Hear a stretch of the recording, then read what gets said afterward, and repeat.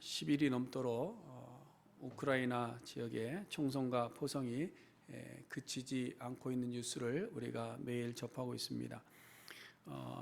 민간인들이 피난길을 확보해 주기 위해서 잠시 휴전을 한다고는 했지만 여전히 총성이 나고 또 총구를 서로 거두어들이지 않고 있는 그런 상황입니다.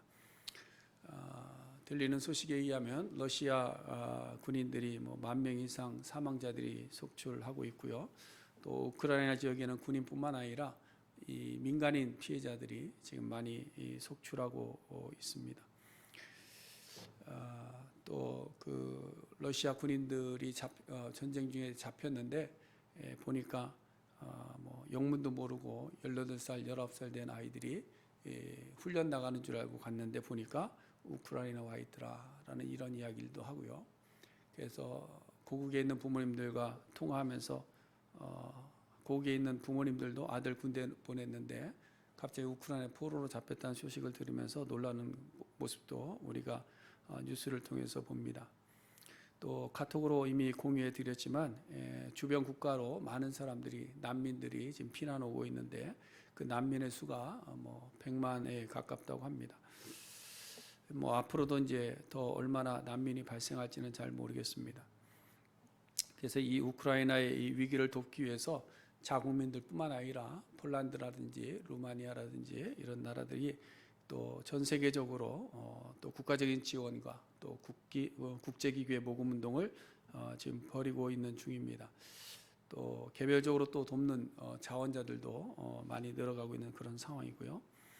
그래서 저희도 좀 그저 바라만 보고 있을 것은 아니고 또 자금 성금이라도 우리가 좀 동참할 수 있으면 함께 할 수 있기를 바랍니다. 특별히 저희가 이제 협력하고 있는 이건치 선교사와 긴급하게 연락을 했는데 지금 이건치 선교사님께서도 지금 루마니아 국경 근처로 나와 있는 선교사님들 중심으로 접촉을 하고 있다고 이야기를 하고 있고요. 그 다음에 우크라이나 현지로 오가면서 이렇게 도움의 손길을 주는 루트를 지금 협력하고 있다는 이야기를 들었습니다. 그래서 어떤 방법이 되든 우리 성도님들이 이러한 일을 시작할 때 함께 꼭 참여해 주셨으면 좋겠다라는 생각을 합니다. 이렇게 지금 우크라이나 지역에 보면 전쟁의 고통 속에서 통곡하는 소리가 있습니다. 고통하며 통곡하는 눈물의 소리들이 있습니다. 그런가 하면 또 이 우크라이나 사람들을 보면서 좀 대단하다 싶은 것이 한편으로는 또 나라를 지키겠다고 용기를 잃지 않기 위해서 맨손으로 러시아군을 대적하며 자신들의 국가를 부르며 소리치고 서로 용기를 북돋아주는 그런 모습들을 볼 때, 그런 함성 소리를 들을 때마다 참 이분들이 대단하다라는 생각을 합니다. 그래서 이 지금은 통곡과 함성의 소리가 슬픔과 괴로움의 통곡과 함성 소리지만 이 전쟁이 속히 종식되어져서 또다시 우크라이나에 많은 분들이 기쁨의 통곡과 기쁨의 환호 소리가 일어날 수 있게 될 수 있기를 위해서 우리 함께 기도하고 함께 힘쓸 수 있기를 간절히 바랍니다. 근데 오늘 본문에 보니까 이 예루살렘에도 이 통곡 소리와 함성 소리가 나고 있었습니다. 바벨론에서 고레스 원년 BC 537년 약 5만 명에 가까운 포로들이 예루살렘으로 돌아옵니다. 그리고 그해 7월에 나팔절과 초막절을 지키기 위해서 귀환한 사람들이 예루살렘의 옛 터가 있는 성전터에 모여서 예배를 회복했습니다. 절기 예배로부터 시작해서 매일 드려지는 예배까지 회복을 이루어 갔죠. 그러고는 다시 자신들의 삶의 터전으로 돌아갑니다. 그러고 나서 6개월이 지나서 예루살렘에 돌아온 지 1년 2개월 만에 또 다시 모이는 겁니다. 그래서 모인 이유는 본인들이 귀환할 때 처음 목적한 대로 성전을 재건하기 위해서 모인 겁니다. 이 기간이 한 6개월 정도인데 이 6개월 동안 기다린 시간에 그럼 무엇 했느냐? 성전의 기금을 모으고요. 그 다음에 성전을 건축할 재료들을 준비했던 것 같습니다. 그래서 2장 68절에 보면 여러 족장들이 건축 헌금을 모으기 시작했고요. 그 다음에 3장 7절에 보니까 건축 자재들을 이 기간 동안에 잘 준비하고 있었던 것 같습니다. 포로 귀환자들 중에서 기술자들을 골랐죠. 그래서 돌을 잘 담을 수 있는 석수라든지 또 나무를 잘 다루는 목수라든지 이런 기술자들을 모아서 그들과 계약을 체결합니다. 그뿐만 아니라 시돈 사람과 두로 사람들, 이 사람들은 포로 귀환자들은 아니지만 성전 건축을 위해서 노동해줄 일꾼들을 모은 겁니다. 그래서 그 일꾼들과도 계약을 해서 정당한 대가를 지불하기로 하고 사람들을 모으죠. 그러고 나서 이제 자재를 구하는데 솔로몬의 성전에 사용된 백향목과 똑같은 자재를 레바논에서부터 구입해서 운반해 오는 일을 이 6개월 동안 한 겁니다. 그래서 이제 모든 것이 준비되었을 때에 예루살렘 터에 모여서 이제 성전 기공식을 하는 첫 삽을 뜨는 그런 순간입니다. 스룹바벨과 예수아를 중심으로 해서 이를 분담해서 관리하는 감독자도 임명하고 또 첫 삽을 뜰 때에 그 기공식을 하는 거죠. 제사장들은 예복을 입고 또 레위인들은 나팔을 불고 재금을 타고 다윗이 만든 레위의 찬양대원들이 서서 찬양을 하고 그러면서 첫 삽을 뜨는 기공식이 시작이 되고 있는 겁니다. 여러분, 이 순간이 얼마나 역사적인 순간이겠습니까? 얼마나 역사적. 우리는 그냥 글로 보니까 그랬나 보다. 이거 뭐 하는 거지? 그럴 수 있지만 이 사람들에게는 정말로 역사적인 순간이 아닐 수가 없는 겁니다. 예루살렘 자체가 들썩들썩 할 정도였죠. 반세기 전에 자기들이 보는 눈앞에서 처참하게 무너져 내렸던 그 성전을 지금 다시 재건하기 위해서 모여서 첫 삽을 뜨는 그 순간 아니겠습니까? 포로된 자에 묶였던 자들이 다 풀려나서 자유함을 가지고 자신들의 삶의 중심이었던 그 성전을 다시 세우기 위해서 첫 삽을 뜨는 그 순간이 얼마나 감격스럽겠냐는 말이에요. 얼마나 감격스럽겠냐. 그런데 이 자리에 통곡하는 소리도 있었지만 기뻐하는 함성 소리도 있었다. 이렇게 기록하고 있습니다. 누가 통곡했을까요? 통곡한 사람은 처음에 솔로몬의 성전이 지었던 그 성전을 봤던 사람들이겠죠. 그렇죠? 처음에 지었던 아름답게 지었던 그 성전을 보았던 사람들, 또 그 안에서 수고하며 애썼던 제사장들, 레위 지파들, 또한 각 지파의 원로들 아니겠습니까? 그래서 12절 말씀에 보시면 제사장들과 레위 사람들과 나이 많은 족장들은 첫 성전을 보았으므로 이렇게 되어 있습니다. 첫 성전을 보았으므로. 처음 성전 지어졌던 그 성전도 보았고 그곳에서 예배하는 것도 경험했고 근데 또 그것이 자기들이 보는 눈앞에서 무너지는 것도 보았던 그 사람들이 성전의 기초가 놓이는 것을 바라보면서 대성통곡하였다라는 겁니다. 자신들이 지켜왔던 그리고 자신들이 관리하며 예배했던 그 성전 아닙니까? 절기 때마다 제물을 가지고 올라왔던 그 성전 아닙니까? 두렵고 떨림으로 올라왔던 그 성전 아닙니까? 또 그 성전이 이단의 무리들에 의해서 무너져 내린 것을 생생하게 보았던 그 성전 아닙니까? 그 성전을 기억하며 바벨론의 포로로 잡혀갔을 때도 그 성전을 향해서 기도하던 사람들 아닙니까? 그러니까 그 무너진 성전을 자신들의 손으로 다시 와서 재건하기 위해서 첫 삽을 뜨는 순간이니까 꿈만 같은 시간이죠. 꿈만 같은 시간. 얼마나 감회가 남다르겠습니까? 무너져 내린 것을 회복하는 것을 다시 보는 것만큼 기쁘고 감격스러운 일은 없는 겁니다. 근데 또 한쪽에서는 뭐예요? 기쁨으로 가득한 환호의 함성의 소리도 있었습니다. 이 사람들은 누굴까? 이 사람들은 누굴까? 생각해 볼 때 포로에서 돌아와 성전을 재건할 때에 자원한 2세들 같습니다. 성전을 처음에 보지는 못했어요. 보지는 못했어요. 그러나 자원해서 돌아온 2세들. 여러분, 2세들의 고통을 우리는 이민자의 삶을 살기 때문에 잘 알 겁니다. 이들은 태어나면서부터 포로 생활로 시작한 사람들입니다. 이미 태어나 보니까 포로 신분이 돼버린 거예요. 태어나 보니까 포로라는 낙인이 찍혀버린 겁니다. 그래서 그 상태에서 자라났던 청년들입니다. 사회적으로는 그렇게 대접받지 못했습니다. 왜? 포로의 신분이니까. 그러면서 자라는 세대. 그러면서도 또 자기 부모님들 통해서 빼앗긴 족의 이야기들은 계속 들었겠죠. 그렇죠? 부모님들이 자녀들이 무슨 얘기해 줬어요? 야, 우리의 족 이스라엘은 이런 나라고 하나님이 지키신 나라고 아브라함부터 내려오는 대대의 믿음의 가정들이고 뭐 이런 얘기들을 쭉 해줬을 거예요. 율법의 말씀들을 귀에 딱지가 않도록 가르쳤을 겁니다. 그러다가 이제 드디어 말로만 들었던 성전, 자기 조상들이 화려한 시대를 대변한 상징적인 그 건축물, 그 성전의 기초를 놓는 그 순간을 맞이하니까 이 세대에게 있어서는 뭐냐? 뭐 예전의 회한이나 이런 것보다는 기쁨이 있는 겁니다. 포로자에서 자유가 된 겁니다. 귀로만 듣던 성전을 자기들의 손으로 다시 건축하는 일을 시작하게 된 겁니다. 그러니까 기뻐서 소리치며 환호했던 거예요. 간혹 이제 교회 설립 감사 예배가 있어서 이렇게 가 보면은요, 언제나 그런 듯이 이 원로들, 이 설립 멤버들은요, 굉장히 좀 감격스러워하는 것이 있습니다. 감격스러워. 그런 분들은 눈물도 흘리고 그래요.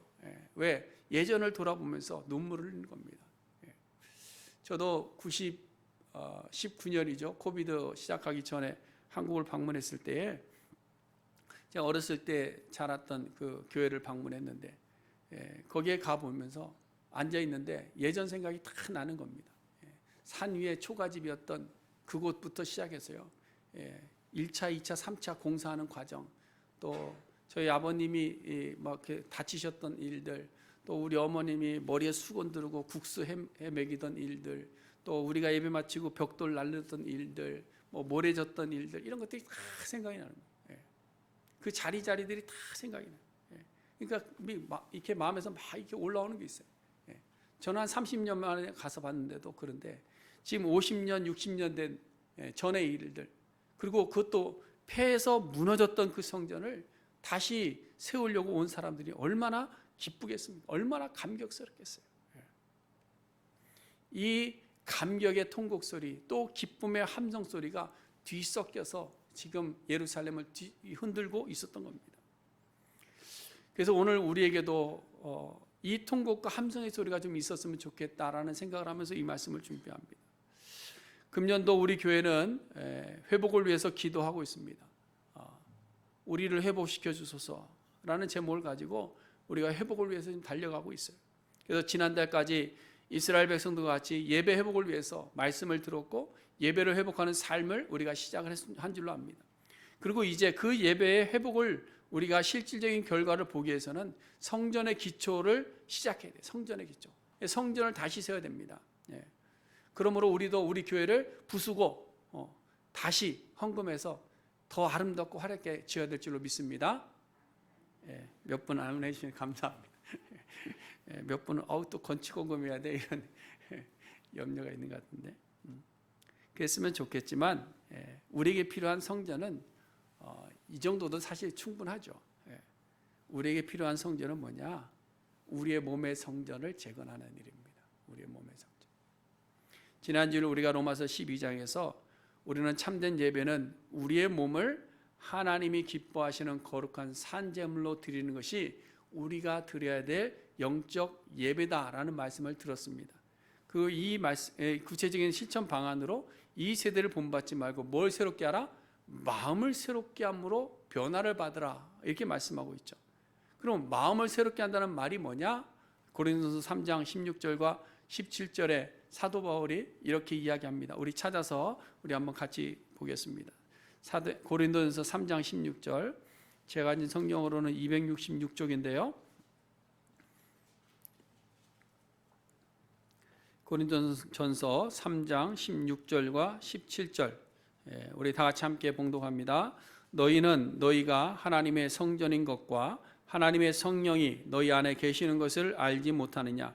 누구든지 하나님의 성전을 더럽히면 하나님이 그 사람을 멸하시리라. 하나님의 성전은 거룩하니 너희도 그러하니라. 아멘. 너희가 뭐라고 그랬어요? 성전이다. 우리의 몸이 성전이다. 우리의 몸을 더럽히지 말아라. 우리의 몸을 더럽히면 하나님이 멸하실 것이다. 하나님의 성전은 거룩하니 너희의 몸도 거룩하라, 이 말씀을 하고 있는 겁니다. 여러분, 이스라엘 민족은 무너진 성전을 회복하는 것이 왜 중요했느냐? 그들의 신앙의 중심이 성전이었기 때문에 그렇습니다. 눈에 보이는 예루살렘의 성전. 그래서 무너진 그 예루살렘 성전을 재건하는 것이 그들의 평생의 소원입니다. 지금도 이 예루살렘 성전을 회복하고 다시 재건해야 된다는 사람들이 지금도 있습니다. 그래서 지금도 그 준비를 하고 있는 사람들이 있어요. 왜냐? 성전은 상징이기 때문에 그렇죠. 그들의 삶의 중심이기 때문에 그렇습니다. 광야 생활을 시작하면서 하나님께서 성막을 지으라고 말씀하셨습니다. 그리고 그 성막을 중심으로 해서 진을 구성했고 그 성막의 이동을 따라서 모든 민족이 함께 움직여 다녔습니다. 가나안을 정복하고 왕국이 건설된 이후에도 여호수아가 실로에다가 회막을 세우고 거기다가 언약궤를 두었습니다. 근데 이 사울이 실로에 있던 이 언약궤를 전쟁에 가지고 나갔다가 빼앗겨 버리죠. 그래서 잠시 언약궤가 빼앗긴 상태였는데 다윗이 등극하면서 그 언약궤를 예루살렘 다윗성으로 다시 찾아옵니다. 그러나 이때도 다윗이 언약궤를 모시기 위한 장막뿐이 없었습니다. 장막에다 둔 거예요. 그래서 그 장막을 뒀는데 이 장막을 누가? 솔로몬이 성전을 지어서 옮긴 겁니다. 그래서 솔로몬이 지은 성전이 주전 966년에 지은 제1성전 솔로몬 성전입니다. 이것이 4년 만에 시작해서 7년 6개월 동안 지었죠.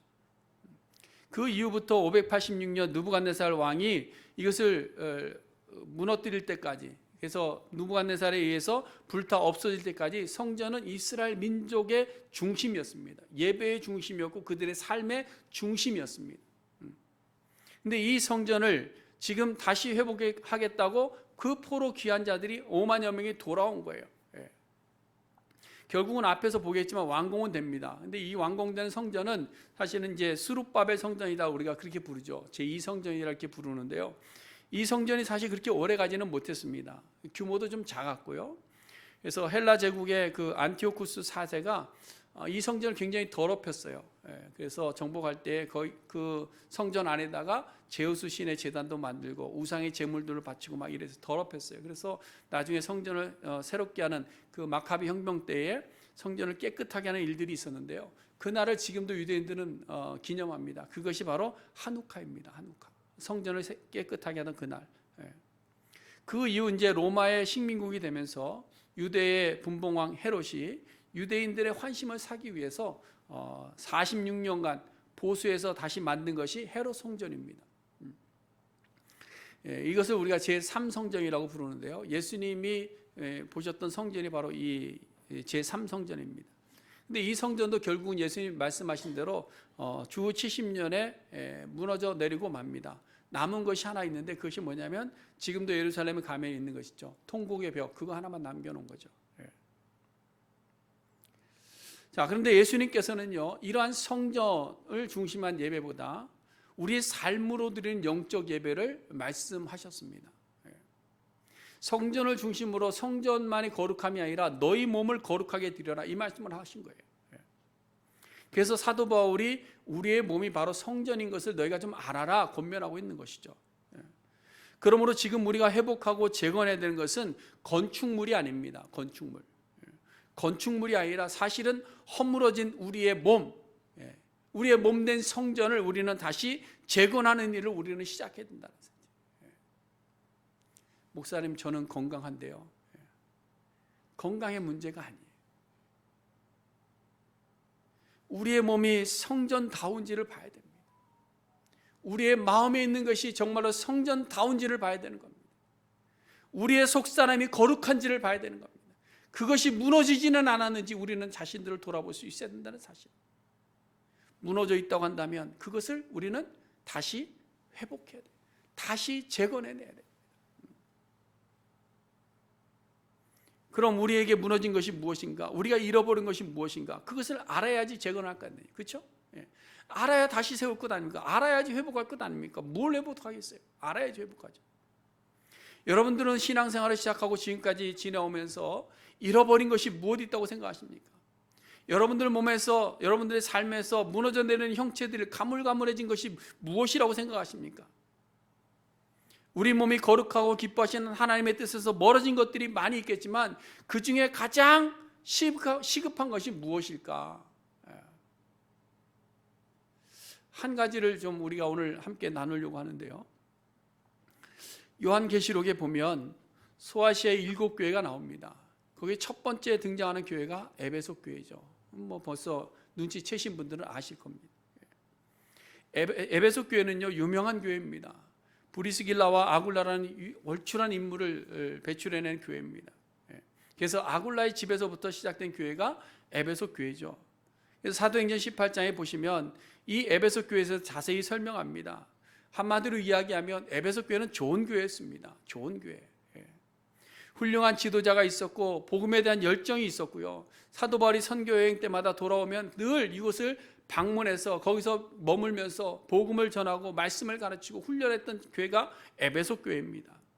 그래서 계시록 2장 2절과 3절에 보면 수고하고 인내하고 참고 견딜 뿐만 아니라 게으르지 아니한 그들의 모습을 칭찬하는 장면이 나옵니다. 그러나 이런 칭찬을 받았던 에베소 교회지만 4절에 가서는 책망을 받죠. 무슨 책망입니까? 너의 뭘 버렸느니라? 처음 사랑을 버렸느니라. 이것을 다르게 말하면 그들이 처음 가지고 있었던 그 사랑의 성전이 허물어져 내려버렸다는 겁니다. 시간이 지날수록 의식적이 되어갑니다. 형식적이 되어갑니다. 선교를 하기는 하지만 거기서 무슨 일이 벌어지는지 아무 관심도 없습니다. 그저 하던 거니까 해오는 겁니다. 왜 그럴까요? 우리 속에 사랑이 무너져 내려버렸기 때문에 그러는 거예요. 사랑이. 첫사랑을 잃어버렸기 때문에 그러는 겁니다. 에베소 교회가 첫사랑을 잃어버리니까 모든 것이 형식화되어져 버린 겁니다. 의식화되어져 버린 거예요. 모여서 예배는 드립니다. 말씀은 배웁니다. 또 선교도 합니다. 다 해요. 할 거 다 합니다. 그런데 책망받습니다. 왜? 첫사랑이 잃어버리고 첫사랑을 버려버리고 행하는 모든 것들에 대해서 책망하고 있는 거예요. 그래서 5절에 가서 보시면 회개하라 이렇게 말해요. 회개하라. 그러고 나서 말씀하시는 것이 뭡니까? 처음 행위로 돌아가라. 처음 가졌던 그 사랑을 회복하라. 다시 그 사랑을 재건하라. 이 말씀하는 거예요.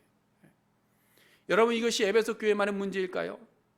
오늘 저와 여러분, 우리 교회 또한 이 땅에는 많은 교회들이 처해 있는 현실이라고 저는 그렇게 봅니다.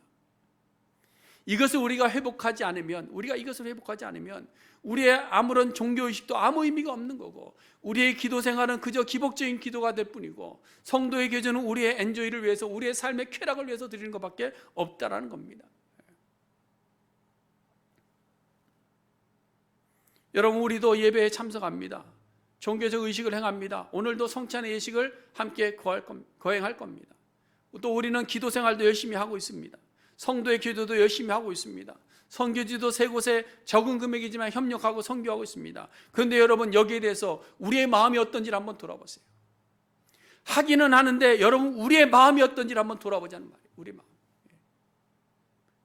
정말로 뜨거운 열정을 가지고 예수 그리스도의 사랑을 못 잊어서 이 성찬에 참여하고 있고, 그 사랑을 잊지 못해서 우리가 선교하고 있고, 그 사랑을 잊지 못해서 예배에 참석하고 있는지 우리 자신들을 돌아봐야 된다는 거예요. 이제는 세상에 나가서도 나는 그리스도인입니다라고 자신 있게 말할 수 없는 그런 모습이 우리 모습 아닙니까? 아니, 받은 은혜와 사랑에 대한 감격은 남아있습니까? 주님을 위해서 산다고 하면서 수고하는 일에 여러분 기쁨이 있습니까? 인내하면서 믿음 생활 감당하고 계십니까? 손해보면서라도 믿음 생활 감당하려고 수고하고 애쓰고 계십니까? 악을 버리고 선을 지키려고 힘쓰고 계십니까? 혹시 이제는 하나님을 알고자 하는 열심을 버리고 핑계하면서 게으른 삶을 살고 있지는 않습니까? 그렇다고 한다면 우리는 첫사랑을 잃어버린 거예요. 성전된 우리의 몸에서 첫사랑이 무너져 내려버린 거예요. 거룩해야 될 우리의 성전이 추하고 더러운 것으로 부패해져 간 겁니다. 무너져 내린 거예요. 돌 위에 돌 하나 남지 않고 다 무너져 내린 거예요. 사랑하는 성도 여러분, 이제 우리도 무너진 성전을 재건하는 일에 첫 삽을 뜰 시간이 온 겁니다. 더 늦어지기 전에 우리의 성전을 재건해서 금년에 우리 교회 안에도 통곡과 함성의 소리가 울려 퍼질 수 있기를 바랍니다. 우리의 성전을 다시 재건할 때 첫사랑을 회복하면서 우리는 통곡해야 됩니다. 우리는 새로운 길을 걸어갈 때 우리의 함성의 소리가 있어야 됩니다. 감사와 기쁨의 찬양의 소리가 우리 안에 있어야 될 줄로 믿습니다. 예수님의 사랑을 본받아 이웃을 돌아보며 강도 만난 자를 긍휼히 여길 수 있는 그리스도의 선한 마음을 우리가 재건해내는 그 기쁨을 우리가 다시 회복할 수 있어야 될 줄로 믿습니다. 습관적인 거짓의 입술이 복음의 입술로 다시 세워질 때에 우리에게 큰 기쁨이 넘쳐날 줄로 믿습니다. 재물을 쫓기에 분주했던 우리의 삶의 가치가 오직 하나님의 나라의 가치를 구하는 우리의 신앙으로 회복되어질 때에 우리의 눈에는 통곡의 소리가, 통곡의 회개의 눈물이 우리에게서 흘러 넘칠 줄로 믿습니다. 여러분, 이것이 다 어디에서 시작되느냐? 바로 예수 그리스도를 만난 그 첫사랑에서부터 시작되더라. 하나님이 우리를 불러주심에 감사하고 그 은혜에 감격해서 주여 내가 무엇을 하면 좋습니까? 주님 앞에 무릎 꿇고 열정으로 충만했던 우리의 성전을 다시 세울 수 있어야 될 줄로 믿습니다. 그런데 우리 안에도 잃어버린 성전을 재건해야 되는 성도들도 있지만 또 우리 안에는 처음으로 우리의 몸을 성전이 되게 하시는 분들도 있을 줄로 압니다. 우리의 몸이 성전인 것을 이제 깨닫고 우리의 몸을 새롭게 하는 성도들도 있을 줄 압니다. 그럼 어떻게 하면 될까요? 예수님의 사랑을 체험하는 겁니다. 예수님을 체험할 때 기뻐하는 겁니다. 예수를 할 때 감사하는 겁니다. 예수 사랑을 깨닫게 될 때 삶의 변화를 통해서 기쁨의 함성소리로 하나님을 찬양하는 겁니다. 그 함성소리가 또한 이 제단에 넘쳐나야 될 줄로 믿습니다. 그래서 우리에게도 예배가 회복되고 성전된 우리의 마음이 새롭게 세워지는 모습을 통해서 회개의 통곡소리와 기쁨의 함성소리가 함께 울려 퍼지는 우리 금년 한 해, 또한 금년부터 시작해서 매주일마다 우리를 통해서 들려지는 소리가 될 수 있기를 간절히 소원해 드립니다. 여러분, 우리 안에 이러한 통곡과 함성의 소리가 있을 때 무슨 역사가 나타나느냐? 주변의 사람들이 그 소리를 듣게 되는 거예요. 주변이 듣게 됩니다. 여러분, 지금 우크라이나의 통곡과 함성 소리를 누가 듣죠? 온 세계가 듣습니다. 그렇지 않습니까? 온 세계가 듣고 있어요. 오늘 본문에서도 보면 포로 귀한 자들의 통곡 소리와 함성 소리가 예루살렘 성전 터에서 울려 퍼질 때에 누가 들었냐? 다른 백성들이 들었다 그랬어요. 그럼 이 다른 백성들은 누굴까 하는 겁니다. 예루살렘에 아무도 없었던 것 아닙니까? 이런 분들도 계시는데요. 예루살렘에 사람들이 있었죠. 유대인들이 있었습니다. 그 사람들이 누구냐? 예레미야 52장에 보시면요, 바벨론의 느부갓네살 왕이 예루살렘 불사릅니다. 그리고 항복한 자들과 우수한 인재들은 어떻게 했어요? 잡아다가 자기 나라로 데려갔어요. 포로로 잡아간 겁니다. 그리고 가난한 백성들 어떻게 했느냐? 그 예루살렘에 남겨뒀어요. 그래서 포도원에 가서 그 포도원을 관리하고 또 농사를 짓게 한 겁니다. 그 사람들이 예루살렘에 남아 있었던 겁니다. 그 사람들이 지금 바벨론에서 포로 잡혀갔다가 온 제사장들과 레위 사람들과 자원하는 사람들이 모여서 성전의 첫 기공식을 하면서 통곡하는 소리와 함성하는 소리를 그들이 듣게 되었다라는 겁니다. 이게 굉장히 중요한 부분입니다. 오늘날 교회에 대한 세상적인 인식은 뭐냐? 굉장히 부정적입니다. 부끄러운 일이지만 부정적입니다. 왜 그런 줄 아십니까? 우리가 서로 이거는 사실은 인정을 해야 되는 것이 뭐냐? 오늘날 교회를 향해서 긍정적으로 평가를 내리는 퍼센티지가 굉장히 낮아지고 있어요. 왜 그럴까? 다른 건 아닙니다. 교회가 교회의 맛을 잃어버린 겁니다. 교회가 사랑을 잃어버린 겁니다. 교회가 사랑을 이야기하는데 사랑을 잃어버린 거예요. 그래서 많은 사람들이 교회를 향해서 손가락질하고 교회를 지탄하고 하는데도, 그런데 교회는 어떻습니까? 여전히 우리끼리 즐거운 겁니다. 회개의 통곡 소리 없습니다. 새롭게 변화되고 회복되는 소리가 들리지 않습니다. 그러니까 교회에 대해서, 신앙에 대해서 세상도 뭐예요? 역시 무관심한 거죠. 왜? 우리의 소리가 나지 않는데 어떻게 세상 사람들이 그 소리를 듣겠어요? 그러므로 우리의 착한 행실을 보이기 전에 우리의 통곡과 함성 소리가 우리 안에 먼저 있어야 됩니다. 그리고 그 소리가 세상 가운데 들려져야 되고요. 그 소리의 결과로 그리스도인의 삶의 자리보다는 착한 행실의 선한 열매를 세상 가운데, 삶 가운데서 맺어가는 예배자들이 다 되어야 될 줄로 믿습니다. 이것이 우리가 재건해야 될 새로운 성전입니다.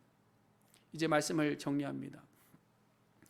바벨론 포로 귀한 자들은 예배를 회복한 이후에 성전의 기초를 놓으면서 통곡했습니다. 또한 기뻐 함성 소리로 찬양했습니다.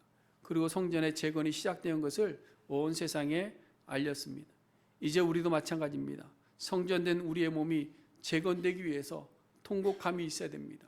잃어버린 첫사랑을 다시 회복하면서 기쁨의 함성 소리가 있어야 될 줄로 믿습니다. 그래서 우리는 회개하고 또 자기 반성하고 예수 그리스도를 우리의 마음에 새롭게 모시고 또한 예수 그리스도에 대한 감격과 은혜의 기쁨을 우리의 입으로 찬양하는 그러한 삶이 우리의 삶 속에서 드러날 때에 세상이 우리를 바라보게 될 줄로 믿습니다. 마침 오늘 우리는 성찬 예식을 통해서 예수 그리스도의 살과 피를 나누며 예수님의 크신 은혜를 기억하려고 합니다. 오늘 이 성찬 예식이 우리의 이 통곡과 함성의 시발점이 될 수 있기를 간절히 소원해 드립니다. 그리고 앞서 말씀을 드렸지만 말씀을 마치기 전에 우리의 잃어버린 첫사랑을 실천하기 위해서 지금 전쟁으로 인해서 통곡하고 고통하고 있는 이 우크라이나 난민을 돕기 위해서 우리가 할 수 있는 것이 무엇일까 한 주간 동안 기도하면서 고민했는데요. 어떻게 할까 많이 고민을 하다가 우리 운영위원들께는 죄송하지만 미리 알리지 못해서 시간이 급한 것 같아서 저희 교회가 조금이라도 모을 수 있는 만큼 모금을 해서라도 우리 이건지 선교사님을 통해서 지금 하고 있는 사역들을 좀 협력하면 어떨까 하는 생각을 합니다. 그래서 우리 다음 주에 우크라이나 난민 돕기를 위한 성금함을 따로 좀 제작을 할 텐데요. 모든 성도님들이 내일처럼 생각하시고 이렇게 함께 협력해 주셔서 좀 지금도 추위에 떨고 있는 우리 우크라이나의 난민들을 위해서 우리가 조금이나마 작은 것이나마 협력할 수 있는 시간을 가지면 좋겠다라는 생각을 합니다. 이제 우리 성찬 예식 우리 함께 거행하겠습니다.